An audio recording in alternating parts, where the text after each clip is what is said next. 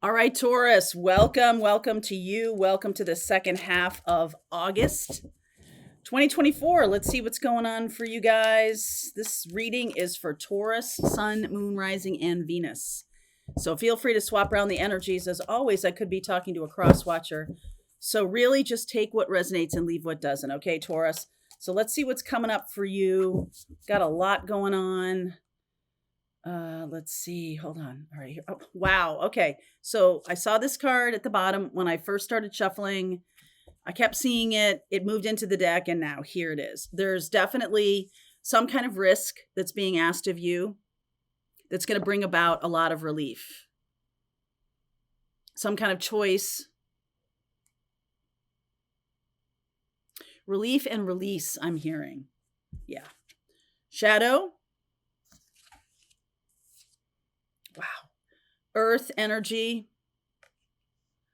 Dealing with a Capricorn, Taurus, or Virgo, or this is you. Okay, Saturn energy.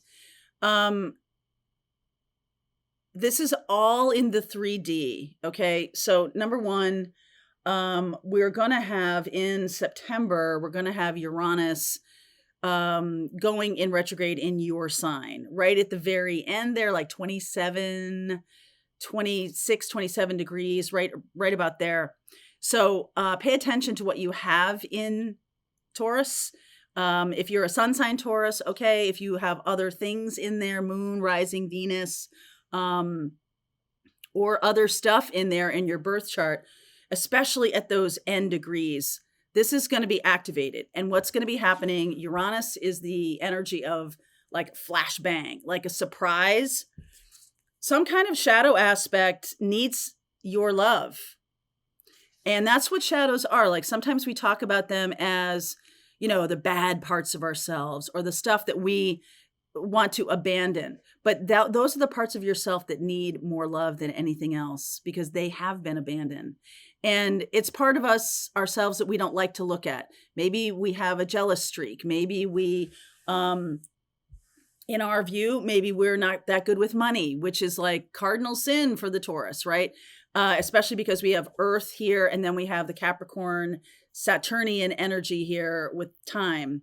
And, when we're talking about resources, time is something you can't make more of. You can always make more money. You can always make more friends. You can always have other kinds of resources. But time, as we are experiencing it currently on this planet, is linear. As you're shifting into your higher version of yourself, you're going to see that that's not really true. But as you're doing this work right now in mid to late August and then into September, I feel this is something about you is being triggered that you are not super psyched to feel or you don't want to deal with. But it's almost like do the opposite. If in the past you've kind of shoved this away or pretended like it wasn't real or it wasn't happening, I want you to kind of look it in the face. And I want you to love on it a little bit. Because every single part of us is valuable. And our shadow basically says, these are the parts of myself that are not getting honored. And it's created some kind of upside down world. So jealousy comes from, I want that. That's something I do want. So some of you are like, nope, I don't want to feel that I don't have something, or I don't want to feel this kind of absence of something. Okay, fair enough. So let's not feel the absence of it. Let's turn that around for ourselves and say, I'm getting that. Thank you for showing that to me because it's elicited a feeling that now I know I want. Okay. There can be, think about anything that you don't like about yourself that has shown up in your lifetime. And you've been, desperate to hide it or not wanting anybody else to see it. Maybe it's part of you that says, I feel depleted and I feel upset about, when other people get promotions or other people seem to have it so easy in love. And why am I not lovable? Like these kinds of things are the parts of yourself that now require some time. And I feel like there is some kind of healing happening right now for you, Taurus, because you're willing to do this kind of work.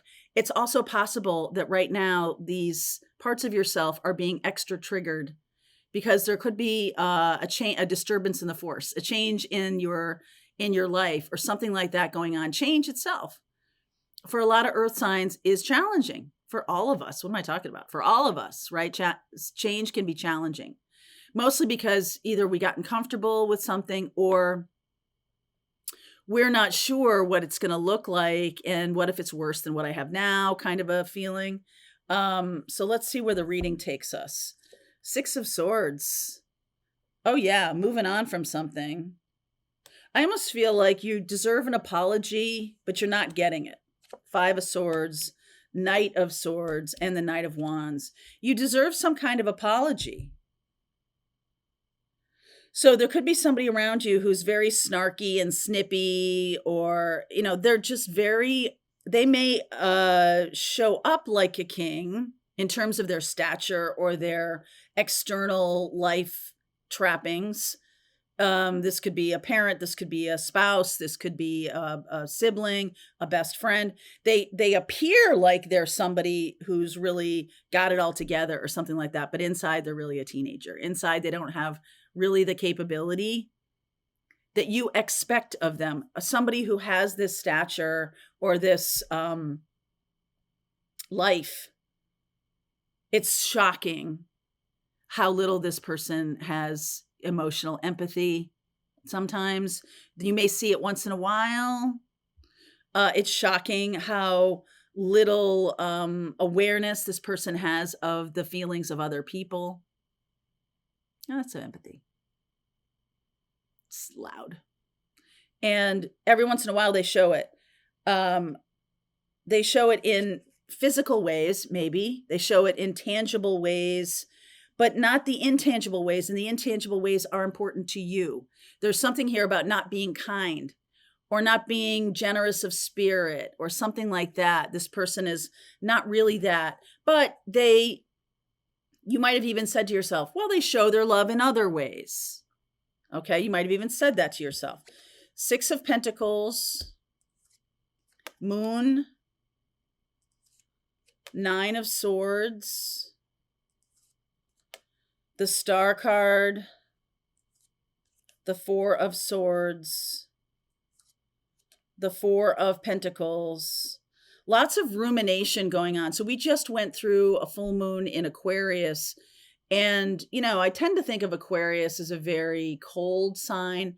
And that, okay, that is true. But Aquarius rules Uranus. And that's what we're talking about. Uranus is going to go into retrograde in the beginning of September. And right now, there's some things being purged. This is also Aquarius here with the Star card. There's also some big feelings being purged right now because full moons are about purges. And there's a sense of it's like you know what you need to do. You know what you want to do, but you also are struggling with it because this person every once in a while shows some kind of empathy or some kind of what you're terming as love, but that might be just very transactional. So the Six of Pentacles here, this person gives when it's easy for them to give. They don't really give when it's hard, when they're, and they do struggle with their emotion a lot. So I get the feeling that some of you are healing. These are the two healing cards of the deck right next to each other. Four of Swords and the Star card. Some of you are healing from this person's transactional behavior, and you're really needing to protect yourself. There's something about that here. Let's see where we're going. High Priestess, look at you. Beautiful energy here. Magician. Two of Wands. I feel like you're making a decision. You're making a decision to do what's right for you finally. I feel like you're almost going to hear yourself say that. I'm going to do what's right for me. There's a foundation because of that relief card, that first card that kept showing up as I was shuffling. And there it is. The relief card says, I've been dealing with my own shadow aspects about what it means to do the right thing for myself. And I haven't done it all this time, but now I'm going to do it. Now I'm going to do it. And it's not, I feel like this full moon in Aquarius, which just happened on the 19th of August, this full moon in Aquarius is basically helping you purge these feelings of disloyalty or of a sense that it's not all bad. So this could be a breakup of a relationship. This could also be a sense of how much you haven't served your own needs or served what you want. I do feel like you're owed an apology, but I don't think you're going to get it. And I think that might be, things don't happen all at once.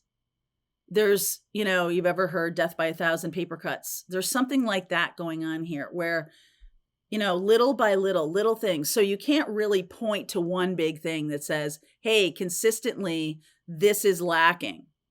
Because this person or the situation could be a career path, could be a person, but this path says to me that what's happening right now is bringing you to a place of inner healing and bringing you to a place of making decisions about yourself that is going to put you on the path that you want to be on.